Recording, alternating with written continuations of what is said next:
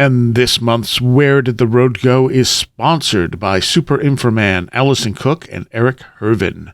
Thank you all so very much for your incredible support. Transmission start.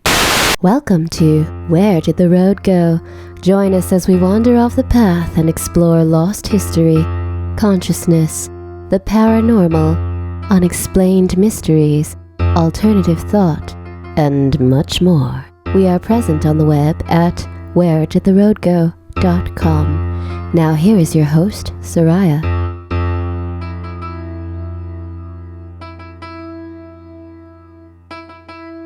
Welcome to this edition of Where Did the Road Go? And tonight I am talking with P.M.H. Atwater about her book, The Forever Angels, near-death experiences in childhood and their lifelong impact. How are you doing today? Oh, I'm doing so good. I am so ready for this. All right. And this came out when? Oh, gee, last year. Yeah, end of last year, was it? Toward the end, yes. And how many books have you written total? Oh, I am now on my 19th one. Wow. I'm up to chapter 14 on my 19th book. Wow. So that was my 18th. Okay. And you yourself have had how many near-death experiences? I had 3 in 3 months, friend. Wow. And I look back at it and I call it the heavenly sledgehammer effect. And this was back in the 70s? In 1977. The first one was January 2. The second one was January 4. The third one was March 29. And then that fall, I had 3 major relapses. Oh. And had to relearn crawling, standing, walking, running, telling the difference between left and right, how to see properly and hear properly. And it was because of what I was told in my third near-death experience by what I call the voice like none other. It was a voice so big, it was bigger than big, bigger than the universe. How do you describe a voice that's that big? And that voice said, test revelation. You are to do the research. 1 book for each death. It did not name book number 1. It did name books 2 and 3. I really suspect that my first major book, Coming Back to Life, was book number 1, but, I have no way to know that for sure. But the second one is Future Memory. Right. And the third one is a manual for developing humans. And both of those are out. You can get either one of them. Let me give you a little warning on Future Memory. Future Memory is not a book. It is a labyrinth. That is to say, you can't skip read it. Right. You have to enter the mouth of the labyrinth like you do any labyrinth and stay on the path. It will twist and turn. It's supposed to, because every sentence, every paragraph, every page is part of the math that was used to make this a real labyrinth. The purpose of the book is to bring your consciousness up to the next highest level possible for you. So that's Future Memory, a manual for developing humans. Hasn't really been out that long. We go back to the time when, long ago, thousands of years ago, maybe, I don't know how long, but the word human, Hu was the sound of God. Hu, H-U, Hu was considered the sound of God. So a human was God-man, God-woman. So that book is based on that premise that it is time now for us to go back to what we were, who we really are, and that is, ye are gods in the making. It says so right in the Bible. You are gods in the making, because human is God-man, God-woman. So it helps you to attain that. Has a lot of fun things in it, fun exercises. I tell all near-death experiencers, the first thing you need to relearn is how to speak, and how to think. Because that gets, kind of changed during a near-death experience. So you need to relearn that. And these are the first things that the manual tackles. Is to teach you how to think and how to speak. Huh. So it's just full of really, as I said before, fun, because they're not difficult, but fun things to do to make you a better person, Nice. which is to be the human that you are, including acupressure facelifts. Why just exercise your body? Exercise your face too. Oh, that's in the book. And it's filled with thought form drawings, which I did. And you're going to love a manual for developing humans. But we're not here to talk about that. No, we're talking about the Forever Angels. Yeah. And is this the second book you've written on children's near-death experiences? On just near-death experiences, correct. Okay. So this what made you interested in seeing if there was a difference between, like, when you're mainly looking at children from up to the age of 5 in this book who had near-death experiences? But my first one, I was going from birth to the age of 15. In other words, I was going after the tweens and the teens. Mm-hmm. I never got hardly any that replied or wanted to be a part of that research. I only got a couple of them. All the rest were from 7 under, and even most of those were from 5, from birth to the age of 5. So I got to thinking, okay, I'm going to combine these two. So the first one was the new children and near-death experiences, and that focused on the little ones on up to however old they were. Most of them were, again, the younger years, and then I had a few that were 7. But they were the younger people looking forward. This time on the Forever Angels, I went after the older experiencers, that is to say, the little ones who had aged. Right. So I went after people in their 50s, 60s, 70s, and 80s who could prove or establish or verify having had a near-death experience between birth and the age of 5. I wanted just that demographic. Yeah, just those years. Yeah. And I didn't have any problem at all. I mean, these, talk about memory. These people remember. And so for those who could verify, I asked them one simple question. Did having this kind of experience between the ages of, birth and 5, did that make any difference in your life? Right. So the first group were looking forward. This group was looking backward.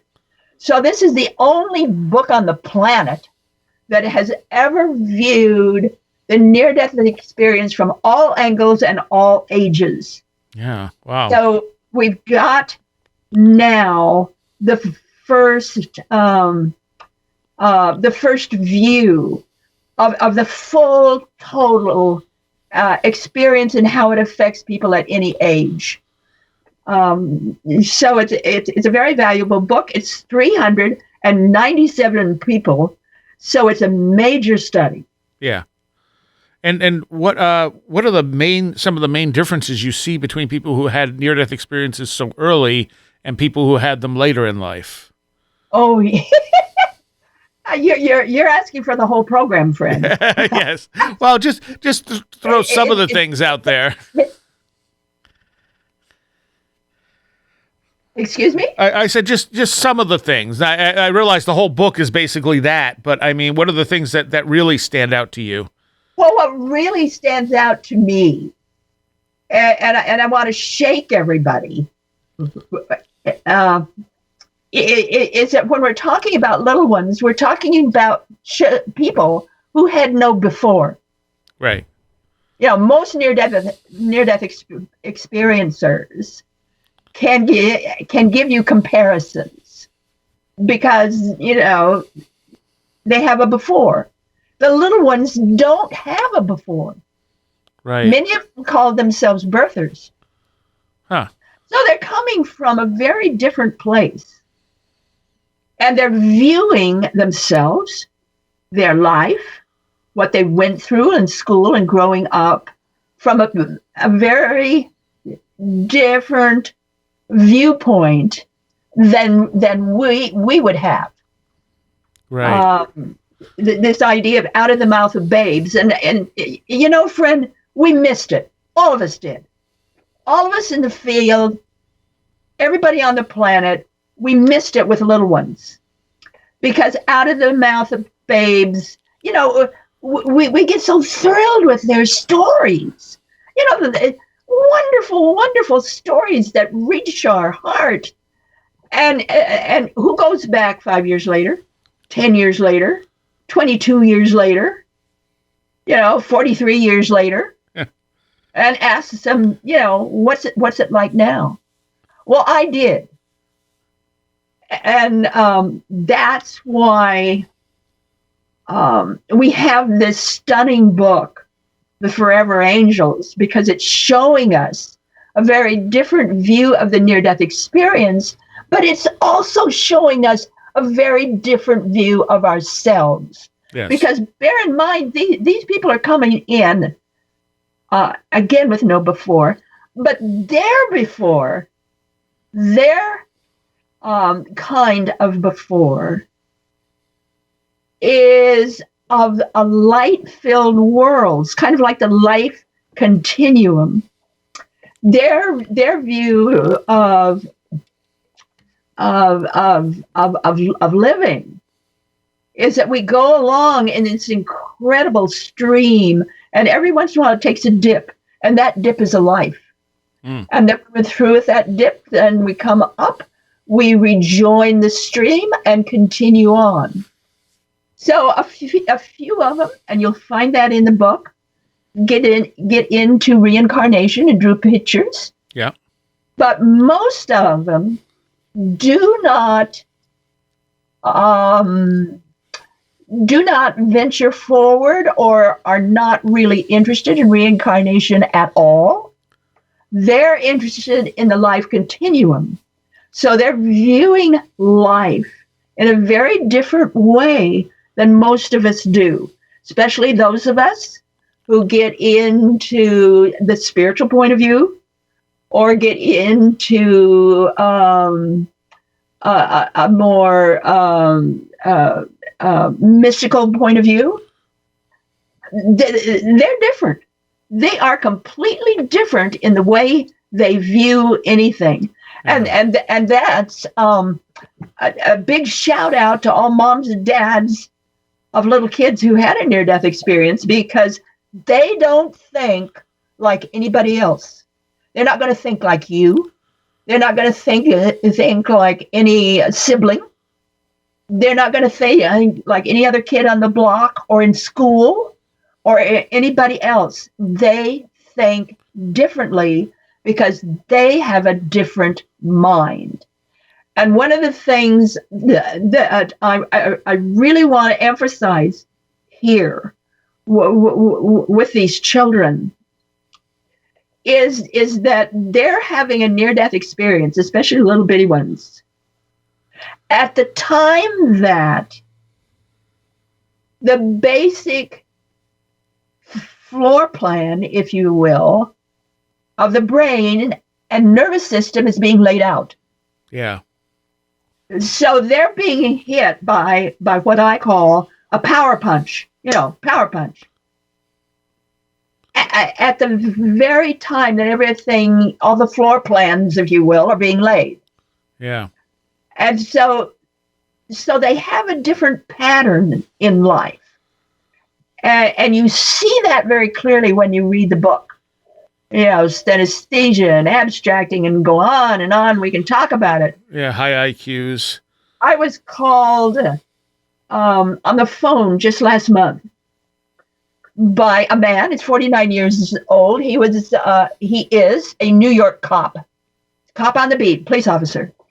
And he was crying on the phone. And he'd read the book.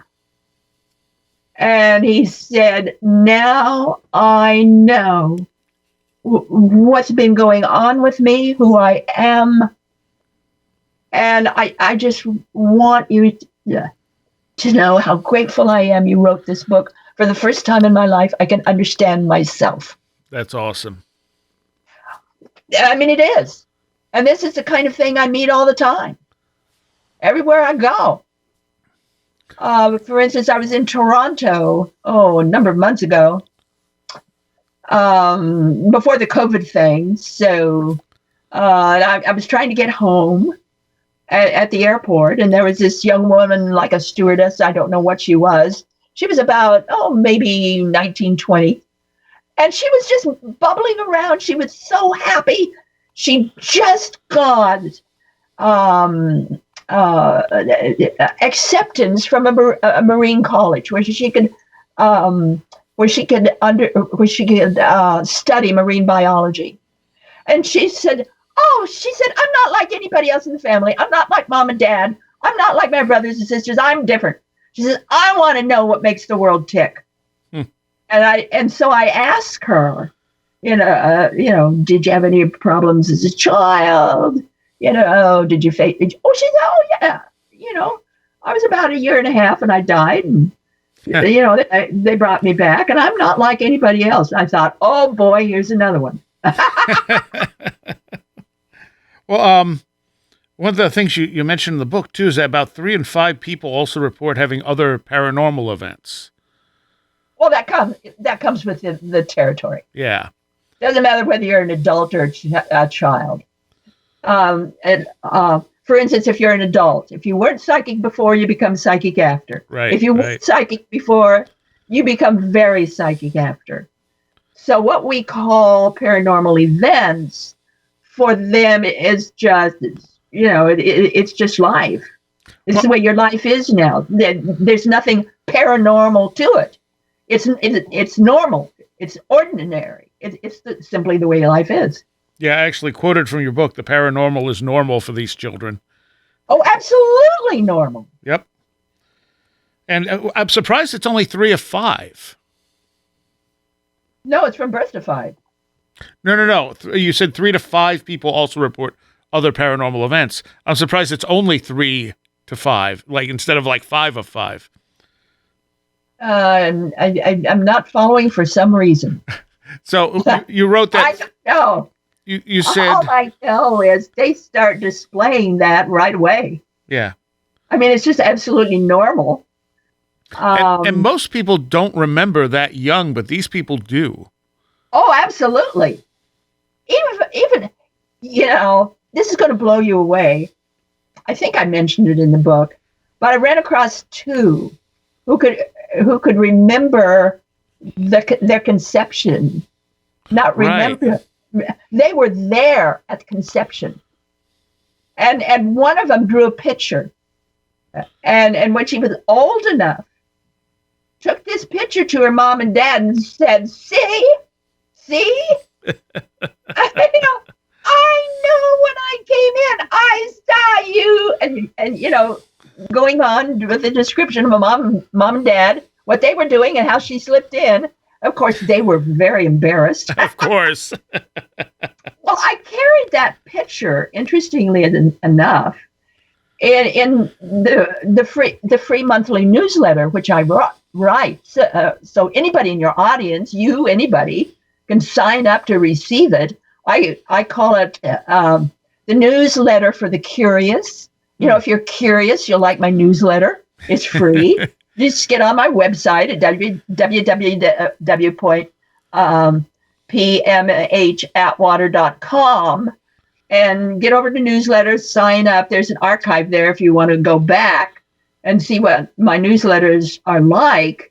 But I bounce around all over the place. I think you'd have to go back maybe about a year, maybe not quite a year to see that drawing, but I did carry it in the newsletter.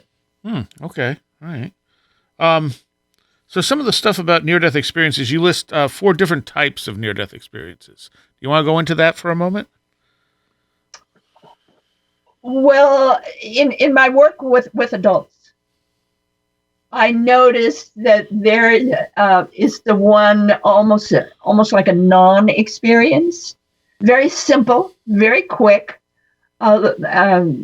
Children often have this, where they have a quick out-of-body experience, or introduction to the friendly dark, or get involved with a voice, or something very simple like that, and that's all there is to it. There's nothing else. Your unpleasant or hellish experience. In my research base of adults, 1 out of 7 had that. With the more heavenly or easier type of experience. Most people are familiar with that. Most of the books are written. Most of the movies are written about that. Right.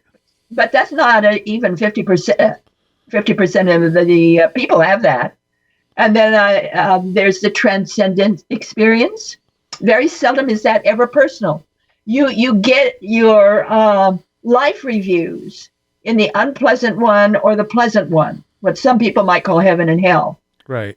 But these transcendent ones, very often that is views of history, or the bigger kinds of plans on how you might make a difference in the world and the world at large. So they're kind of like a heavy duty one. But with children, it's those from birth to the age of 5. It's almost as if there's one central focus, and that is find out what the earth world is. You know, you're here to find out what life is, what the earth world is, what you can do to be a part of that, make it better, or in some way make a difference. Right. And you'll find in the Forever Angels, there's a chapter on historical cases, and you'll find that the bulk of these little ones from birth to the age of 5, the bulk of those go into science, or they go into business, or they go into design or innovation of some kind, because they're extremely curious about the world, how it works, about people, how, you know, what can help us and do things better or do things different. They're not that necessarily interested in God or prayer or church or the kinds of things that most adults are, adult experiencers. They're not that interested in psychism or any part of that, because they already know that. Right. They know that part. They're here to find out what will enable the world to work better, or people to work better. So they're busy. And you'll certainly know that if you take a good look at the historical chapter, you'll be very interested. Benedict Cumberbatch, the very famous actor in England, he very much totally fits one of these birthers. Yeah. Yeah, that was interesting. With the different types of near-death experiences, one of the things you talk about is sort of the dark light experience, which I'd not heard of before. Oh yes, indeed. We have the three lights, and you see that very clearly with children, because they explain this. There is this very, very powerful, totally powerful light. Doesn't have any specific color, but it radiates and it's so powerful. Adults say that it is so it fries you in place. I mean, you're instantly fried, but there's no pain. So it's that kind of power. And then there's the black light or the dark light. Many times children will say it has purple tinges. And there's something very appealing and promising and loving and cozy up to and wonderful about this darker black light. And then there's the white light or the bright light. Adults say it might have a little silver or gold in it, but kids are more specific. And that light knows all about you. You can talk to that light, and there's just something incredibly instructional and wonderful about that light. And again, the kids are very specific in identifying these lights. They say, well, that bright or white light, that's father light. And that dark or black light, that's mother light. And that extremely powerful light, that's God's light. And the mother light and the father light, they come from God's light. You know, you love being around kids because they're very specific. Yeah. They get right to the point where an adult will go on and on and on. Well, that and they don't have the baggage too that's Right. coloring their descriptions. There's also a description in there when you're talking about the types of light that they call it the darkness that knows. Oh yeah, that's exactly the dark light. It just knows. And I want to make a jump here. Mm-hmm. Maybe it's not the right time, but I'm going to jump when we're talking about the darkness that knows. When you're looking at the after effects, when you're looking at how these children change, or how they I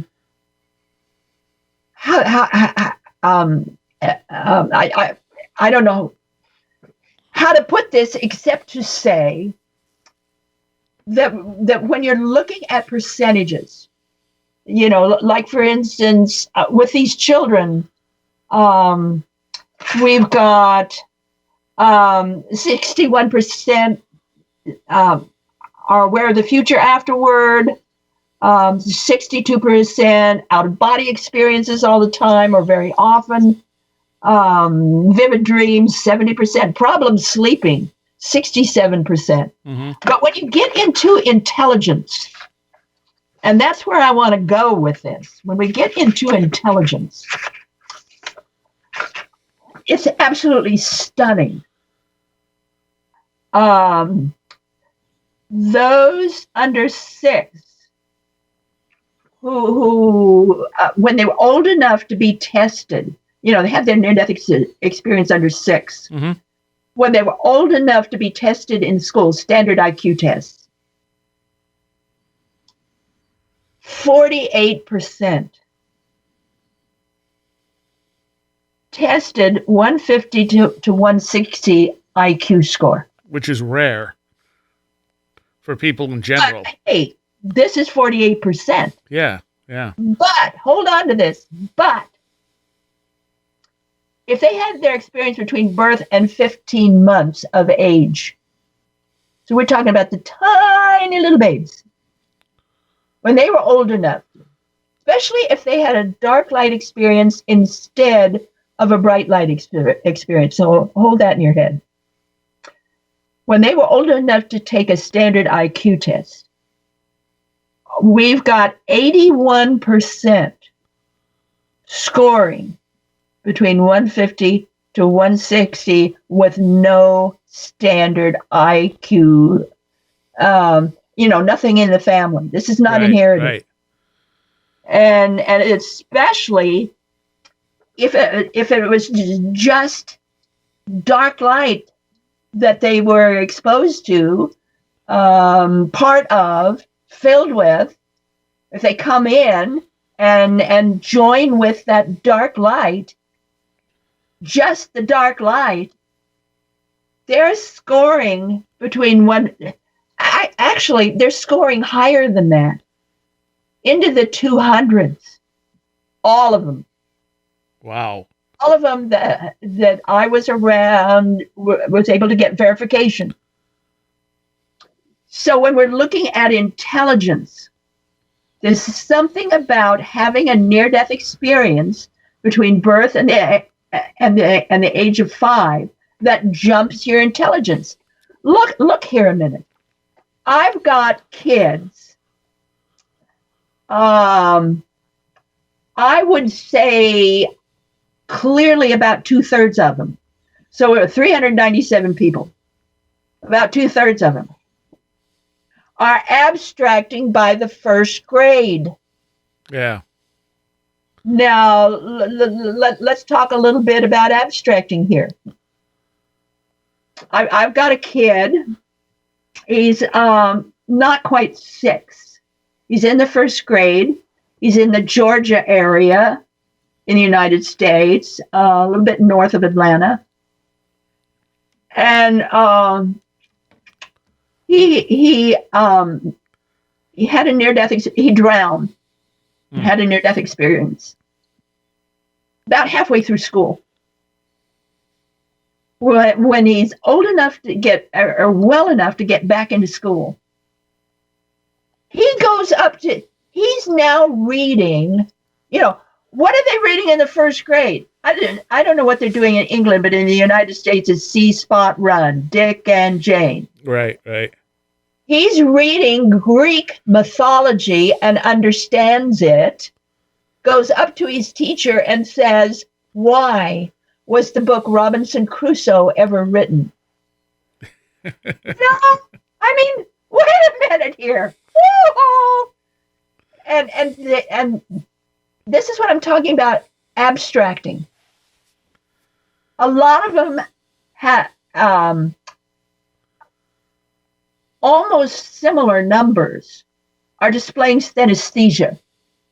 Yeah. Synesthesia, is a product of the limbic system in the brain, where you have multiple senses, or senses are very different. Let me give you an example of that. I was born with synesthesia. No, I'm not a near-death kid, but I was born with it. So in the first grade, I was the only kid in school who could smell color, see music, and hear numbers. Yeah. And I was punished continually. Yeah. And told a liar. It is really, really hard on me in the first grade. And by the end of the first grade, I was so angry and I'm just so mad at everybody because I was telling the truth. Right. Everybody else thought I was lying. Synesthesia is a very big deal. So we're looking at children here. This is why I made that comment before.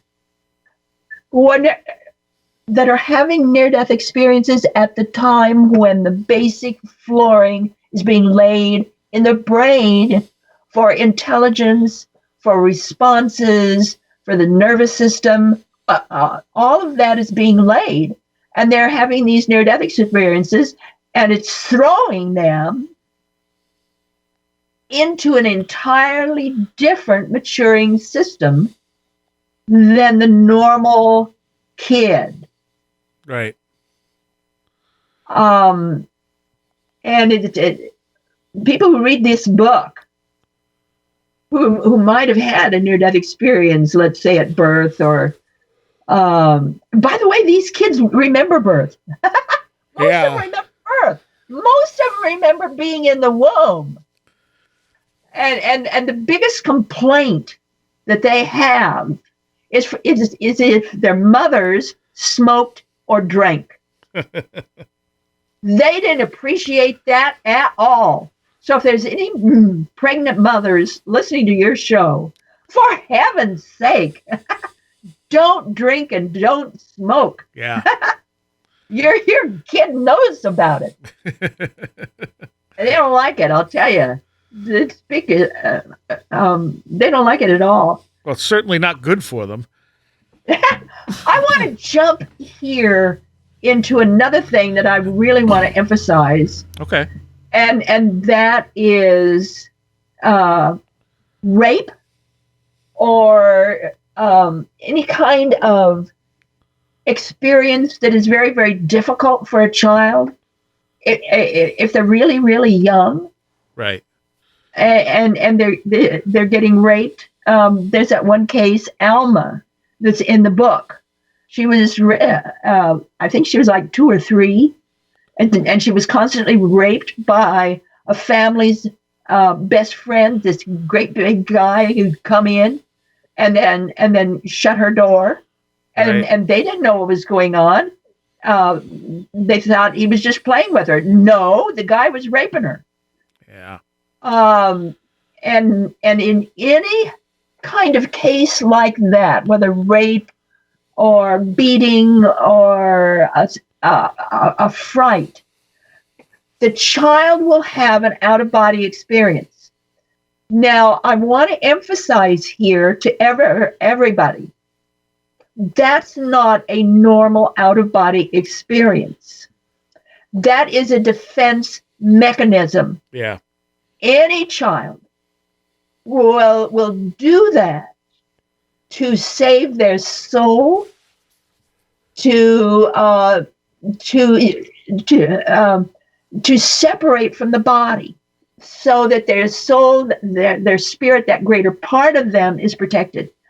That's why they're doing it. It is a defense mechanism. Happens a lot with adults too, but especially with children. And I wanted to emphasize that.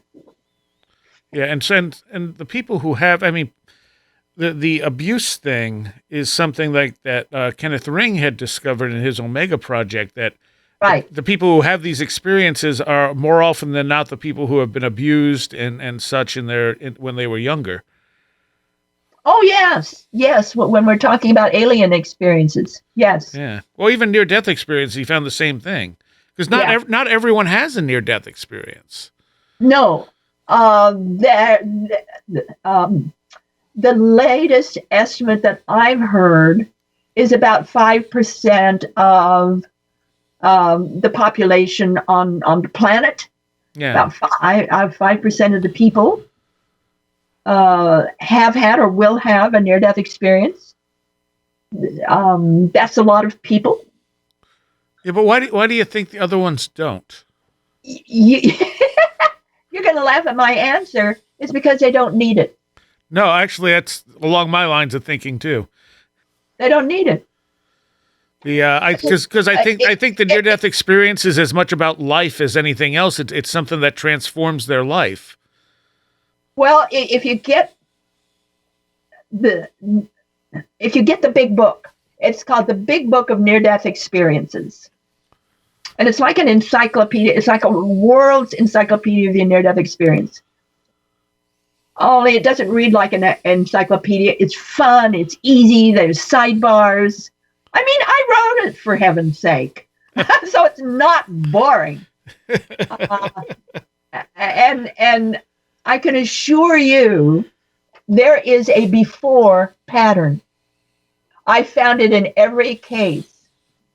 I've got nearly 5,000 adults and children, nearly 44 years of research. I always found a before. And that pattern is in the book. The pattern, all kinds of patterns are in that, the Big Book of Near-Death Experiences. By the way, you can get that book anywhere, of course. I gave the copyright of that book to the International Association of Near-Death Studies. Nice. So anybody who buys that book, the money, their share of the money from the publisher goes to IANS, the International Association of Near-Death Studies, because I want them to have it. I want them to continue their work on a global basis to help people. And I figured this is a good way of doing it. You inform the people, plus you enrich the organization. Yeah, yeah. And what kind of patterns did you find for the people who had these experiences? Oh, it's a long one. You're asking me to remember all of that. Well, any of it is fine. It's like variably something was, there's that feeling or sense that something isn't going quite right in your life and you don't know what it is. But you have that sense or that feeling like, oh, it just isn't quite right. Or maybe you have the sense or the feeling like, everything is so great. It's so wonderful. There couldn't possibly be anything better. Mm-hmm. These kind of little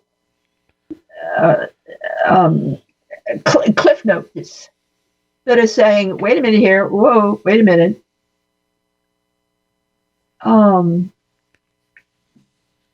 There's an edge here.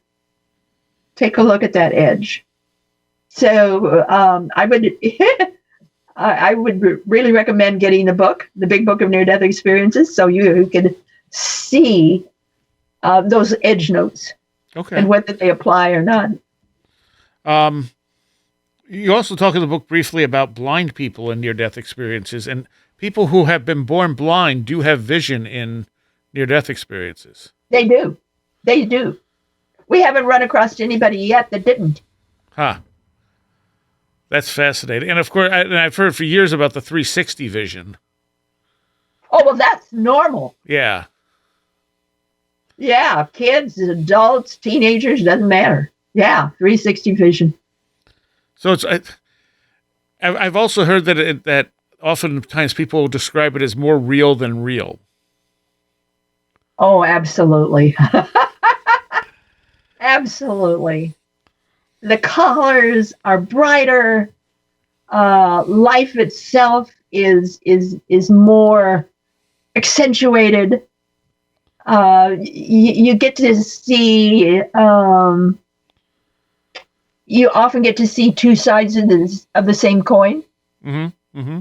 And therefore you have this broader vision.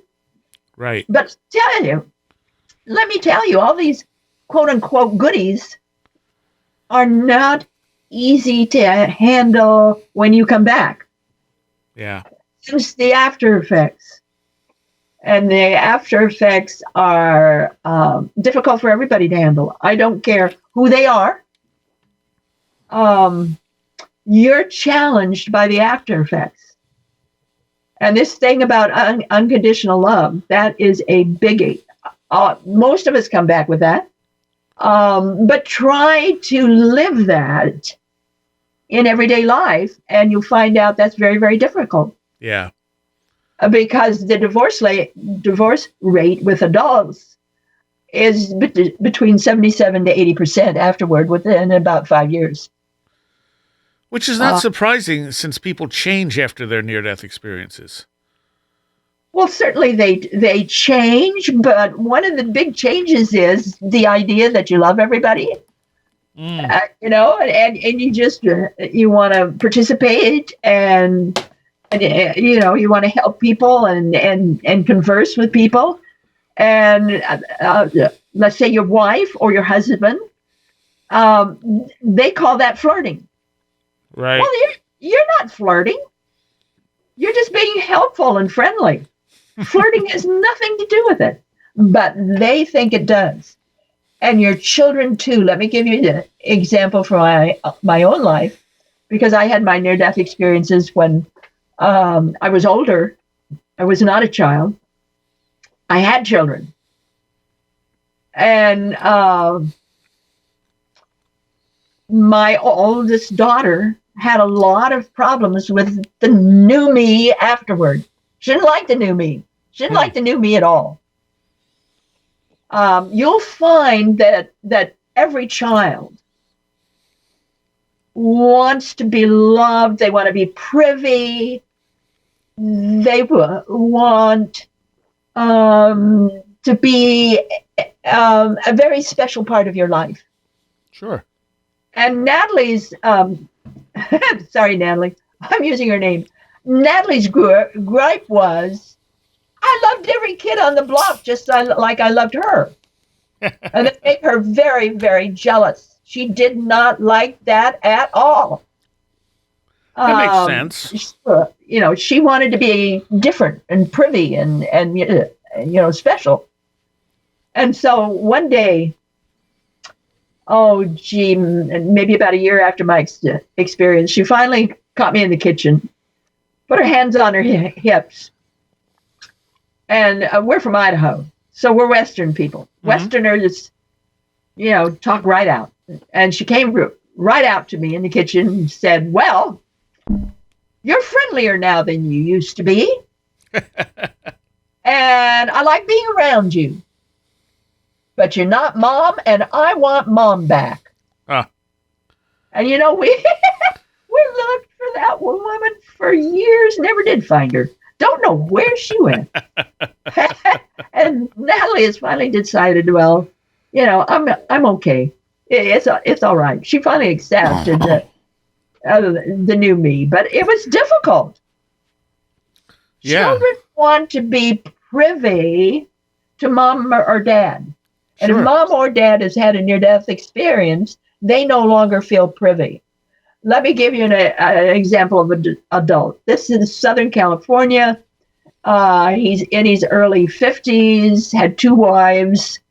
On his second wife, several children with his wife. He's a real estate agent. And my interview with him is, he was talking about love. All of them do. He loves people better than he ever thought he could love. He loves his co-workers. He loves his clients. He loves his wife and his children more than he ever thought he could ever love anybody. And a year later, I hear from this same man, and he says, I don't understand it.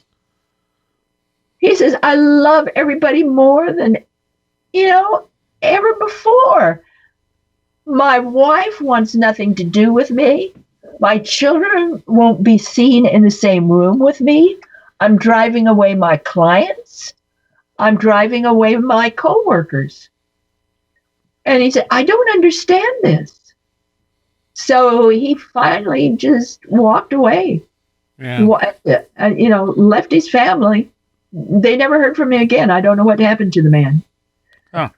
But it's a puzzle, because the experiencer does not understand why they're being rejected or treated differently or treated funny. They don't understand that.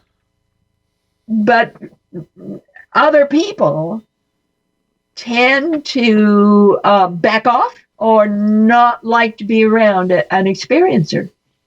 Right. So it's a real conundrum of how you handle the difference. Now, for a child, well, that's a biggie for a child, because a child does not understand it all. For instance, the typical child experiencer,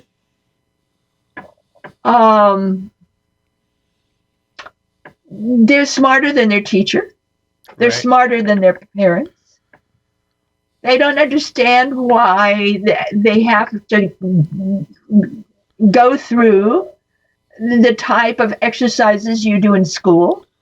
Mm-hmm. They're absolutely bored out of their tree. Yeah.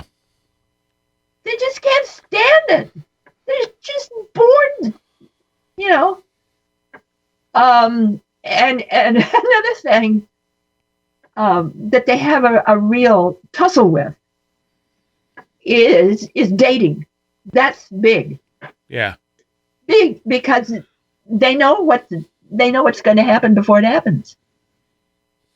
And so I was talking to one of them, and she said, "Well, why should I go with them? I already know what's going to happen." So I just said no. It's just it's a real, but the one I want to talk about here is suicide ideation. Okay. And I want everybody to remember this percentage, 74%. 74%, that's 397 people. 74% had a very, very successful life. A number of them became millionaires. Very successful life. That same 74% had dealt with suicide ideation. They didn't want to be here. Right. And we need to look at that, because, well, in my research of all these people, 34% were positive about having had a near-death experience. 61% were negative. You got to look at that. 64% were negative. We don't understand suicide to a child. The average child thinks in terms of, oh, I was in this beautiful, loving place with all these incredible, loving people, and I wasn't breathing. Now that I'm breathing, that place is gone. Right. Aha! The way to get back there then is to stop my breathing. Right. They do not think in terms of that might harm anybody or upset anybody or be a no-no in any way. They don't think in those terms at all. To them, it's perfectly logical. In near-death my first book, Near-Death Experiences, well, the new kids in near-death experiences, there's a large resource section in the back of that particular book. And in that resource section, I say, please teach your child visualization exercises. It is just that simple. Teach them visualization exercises where they can go back to that event, they can be in that wonderful world, and then come back to this world, because this is where they are now, and this is where they need to learn from. And they can go back. They can go back and forth, and they can handle that rather than dealing with any kind of guilt. For most of these experiencers, it's all about home. Guilt for wanting to go back, betrayal for getting kicked out. Right. Many never knew or understood what a human being is or how to be one. So they would just learn simple visualization techniques that would help so much. I give a special chapter in the book for adults, for healthcare givers, for therapists to understand all it is they're homesick for heaven. That's all it is. And if they can learn how to deal with that. You also talk in the book about twins and chimeras. You want to talk a little bit about chimeras? What do you mean by chimera? I haven't heard it termed that way. I think that's the term you used on it. It's probably the way but I never heard it pronounced that way before. Oh, I see. Yeah, there's a few different ways to pronounce it. I'm not sure which is right. Yeah, me either. Certainly, you have twins, the cases of twins, where one dies, the other is born. Right. That very, very famous singer, what is his name? Oh, it'll come to me. Where his twin died. Elvis Presley, yes, Elvis Presley. But they still correspond and talk to each other throughout his life. And in this particular book, where we're talking about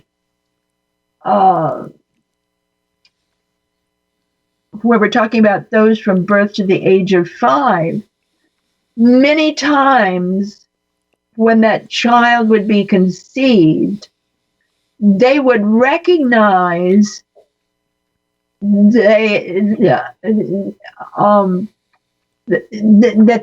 womb had been inhabited before, and they would talk about that afterward when they were old enough to talk about it. It's like, who was there before me?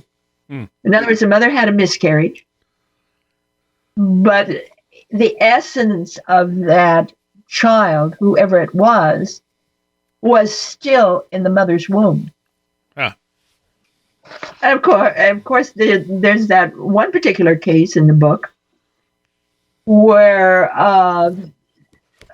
it was a female, where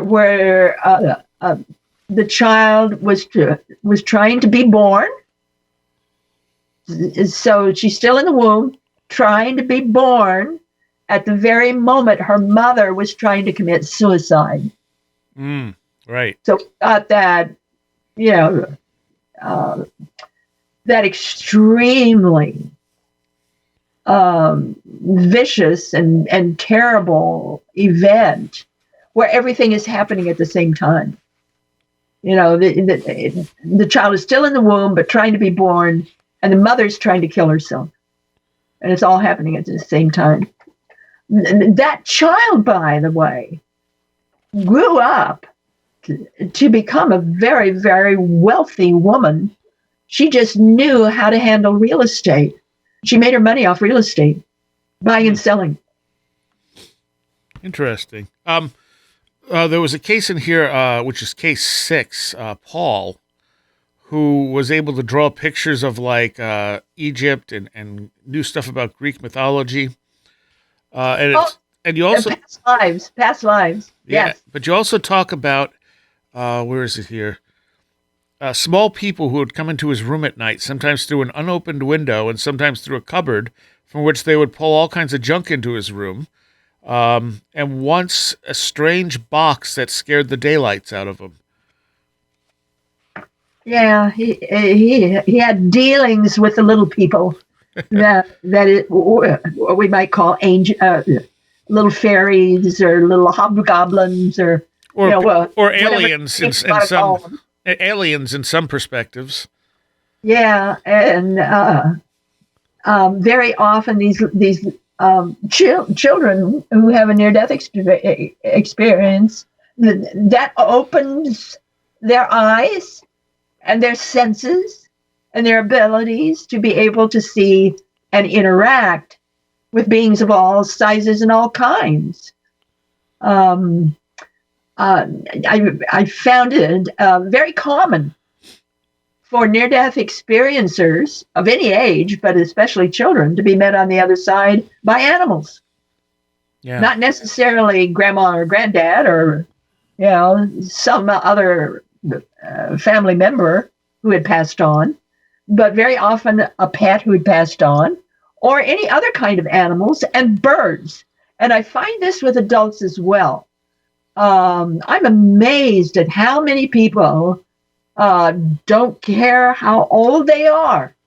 So we're talking childhood to grandparenthood, who are met on the other side by birds. Huh. Well, I mean, lots of birds. That is the mythology, that birds are the ones who bring you to the afterlife. Well, there's a lot of birds. You talk about Lamarckism. You want to explain this a little bit? Lamarckism is this idea that if you have had some kind of really transformational event that has happened in your life that has transformed you in some very meaningful way, that transformation can be passed on to your children. Yeah. And I found in my own work that it could be passed on to several generations. The idea, Lamarckism found that it could go on for like 3 or 4 generations. I certainly found in my work that it does go on at least for several generations. There is evidence of Lamarckism. In other words, if an individual has a near-death experience and are changed by it in a very meaningful and incredible way, when they have children, those children can display the same kind of after effects that the parent had. And in fact, when those children grow up and have children of their own, those children can display those after effects going back several generations. And I did find that in my work, both with children and adults. That's fascinating. It's like an information field.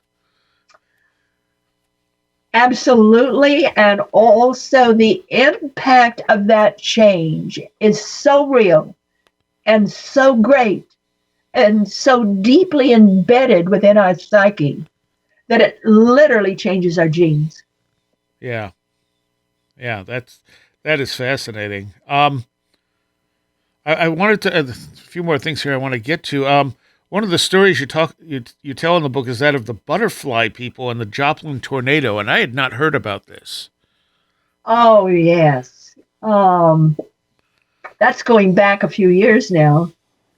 I had a call from a newspaper reporter in Joplin. They'd had that horrible hurricane or tornado that hit Joplin and caused so much damage and killed so many people. And what they were finding with the kids, the kids were saying that the butterfly people saved them. They did not use the term angel. They used the term butterfly. And then and the lengths to which the butterfly people save these kids would be they would keep them in a car and prevent those high winds from sucking them out of a car. Mm. Or they would help them in their home, stay in the home, or be in the bathtub, or be in a basement or whatever underneath a mattress. And they could be seen by the children. And these butterfly people were everywhere doing what they could to save the children. And I talk about one in particular, I don't remember her name now, who wrote a book about it, who was saved by the butterfly people. Her mom, her dad, her grandma, and a cousin were all sucked up by the tornado and killed. Mm-hmm. And only she and I think one other cousin lived. She wrote a book about it. And I have a copy of that book. It's an incredible book by this little kid. Of course, she's not a little kid anymore. And so I was talking to the reporter, and he said, "Why butterflies? Why do they call them angels?" I said, "That's how you can tell that it's genuine." Yeah. A child will not use the word angel. Never, never, never. Until they're older, or if they have heard that term before in the family. Right. A child won't use the term angel. So for a child, it's the beautiful people, or the loving people, or the butterfly people. That's a child's mind, and that's a child's term. They will not use angels. And so I was helping the reporter realize these were genuine accounts. Especially when you're getting them from multiple children. Right. And they're all seeing the same thing. They're seeing butterfly people. That's wild. Oh. You also have a segment on fraud and backlash of what, people that sometimes lie about this stuff, but also the backlash people get for telling these stories sometimes. Oh, dear, dear, dear, dear, dear. This was about, and I talk about it in the present book I'm writing. I'm now on chapter 14 of my 19th book. So, and it's the most personal of all my books, about my life, my deaths, my research. Oh, wow. Okay. And I talk about this particular case. I was in Texas,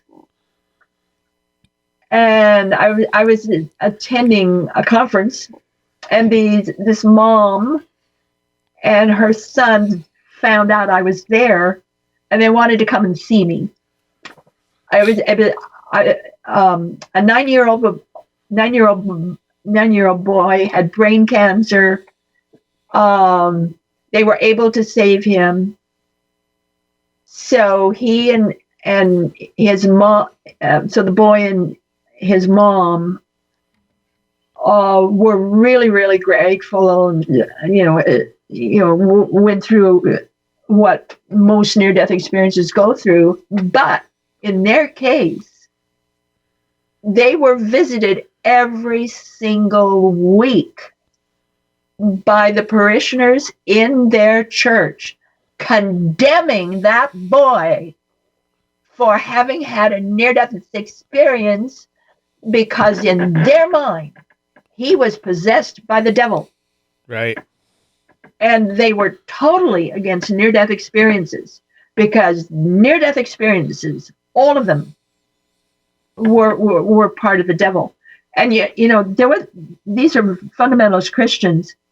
There was a time when the Catholic Church also did this kind of thing, and they finally flipped and turned around, did a 180, because they investigated these near-death experiences for years, and finally determined that this is a real phenomenon. This is valid. And this is beautiful. And so they did a complete 180.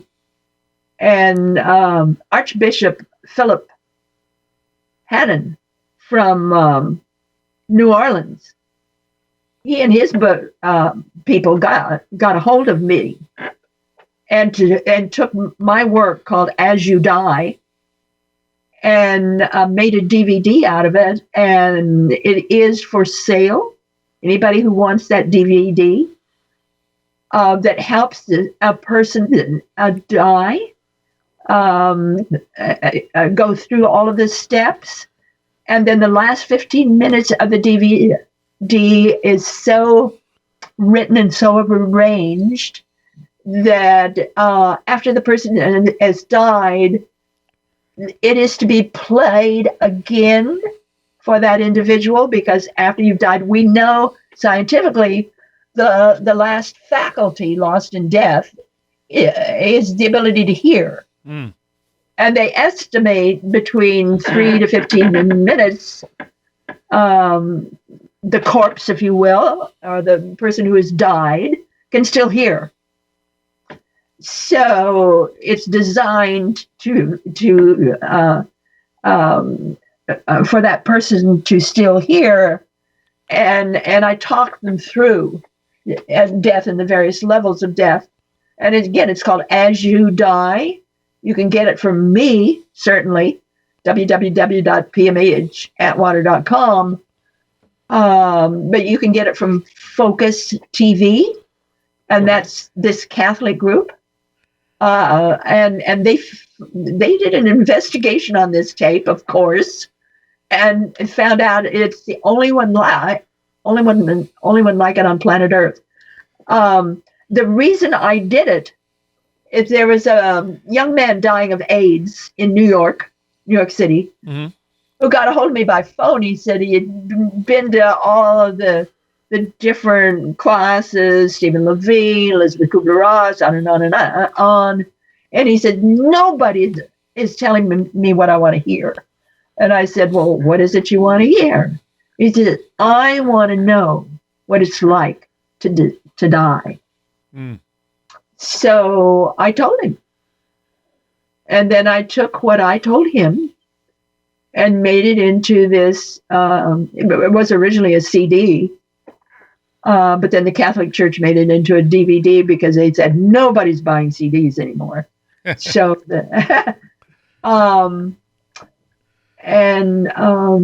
they liked it very, very much. Anybody who's bought it, even let's say the loved one died a year ago, and the family still wants to hear and see that DVD because they find a great deal of comfort from it. Good. So again, As You Die, you can get it from Focus TV, or you can get it from me. You did find quite a few of these people do get, like, when the near-death experience doesn't match the religious belief. It often doesn't. Yeah, and then they get attacked for talking about it. Those attacks really were about 20 years ago, maybe 30 years ago, when most of them were, most of them happened. You can still get them today. Even today, your fundamentalist Christians seldom, almost never use the term near-death experience. They use other terms. But your Catholics will. It's still kind of sad that some people still think that this is not a valid experience. This is not a valid phenomenon. And they put it down. But we today have so much research that is now done worldwide, even in China, even in Iran, of all places, that we know that this truly is a phenomenon that does occur and occurs to lots of people. And it has various kinds of meanings depending on the individual involved. But overall, it does tend to shake the person up and wake the person up. You also talk about flashes of light that happen at birth and death, and how this has been semi-verified by science at this point. Oh, absolutely. The light at birth, the light at death. We now know that anything that dies gives off the light. That's part of the death experience. Not being a medical person right now, I'm not able to use those kind of terms. It's in the book, but I'm not able to use those kind of terms off the bat. But I can just tell you from all the research that's been done. And it's the same way with a tomato or a potato or anything that lives. When it dies, there will be a flash of light. Huh. Same way with birth. Anything that's born, whether it's a chicken or a cow or a human being, there's a flash of light. And there's been recent work on this idea of birth and human beings. And they've done a lot of work this year, probably still are. Looking at it from all kinds of angles, trying to disprove it. And they have not been able to disprove it. Quite the contrary. They've been able to show that any kind of birth, there is a flash of light.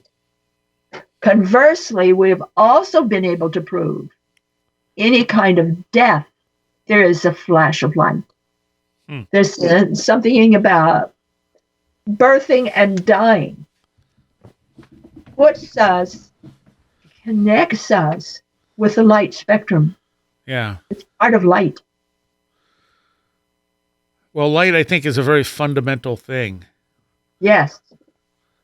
So your book is The Forever Angels, Near-Death Experiences in Childhood and Their Lifelong Impact. And again, your website is what? www.pmhatwater.com, and sign up for my free monthly newsletter. All right. Thank you very much. And I want to take a moment here to thank all of my Patreons. Seriously, you people are the lifeblood of this show. And I want to give a special shout out to those pledging $10 or more. Allison Cook, Super Inframan, Eric Hervin, Tim, The 100th Monkey Project, Ad Noctum, Patricia Giaquinta, Alex Whitcomb, Alfred Tuttle, American Rambler, Andy McNamara, Barbara Fisher, Beverly Williamson, Big Boy Limina, Charles Davis, Chris Ernst, Craig Parmenter, David Moore, Denise Sarek, Dominic O'Malley, Edu Camahort, MTK, Eric Citron, J. Otto Bullitt, James Lattimore, Joanna Rojas, Jose A., Carla Mahoney, Kevin Schreck, Linz Jackson K., Luke Osborne, Jim and Sophie, Mark Bowley, Mark Brady, Matthew Sproul, Maddie, Nagatha Christie, Patricia W., Ray Benedetto, Riker and Stark, Roger Gonzalez, Sam Sheeron, Sedgder, Stone Wilderness, Tactical Therapist, Taylor, 36 Dingo, Vincent Treewell, Walker, Will Powell, William Lovelace, and Ren Collier. Thank you all so very much. So there is an extra for Patreons with PMH Atwater. If you enjoyed that conversation, we continue for a little bit. For Patreons only, if you want to become a patron, it's only $3 a month, and you get a lot of extra content. Almost every show, there's an extra Patreon segment. Go to wheredidtheroadgo.com, and you can click on the Patreon link, and you can find everything Where Did the Road Go related right there. So you can find our Discord, our Facebook page, our Facebook group, Twitter, YouTube, everything. Merch. You can buy shirts, designs from Timothy Redder and the late Jeff Ritzman. And all the contact information is there as well. If you have a story you'd like to have us include in our listener stories shows, stories at wheredidtheroadgo.com. We have one of those coming up next week. General contact is contact at wheredidtheroadgo.com. Also, if you do have a story and you want to come on and talk about your experience, we can arrange that as well. Although I do kind of suck about getting back to people. It's not intentional. It's just that I'm a bit overwhelmed. So you can always poke at me, and I will do my best to get back to you and get you on the show. So that's all I have for right now. I'll see you next time. You have been listening to Where Did the Road Go? This show is made possible in part from our Patreons, and we thank you and everyone listening for helping us continue this exploration of the strange. You can always find everything Where Did the Road Go related at www.wheredidtheroadgo.com. And thank you so much for your support.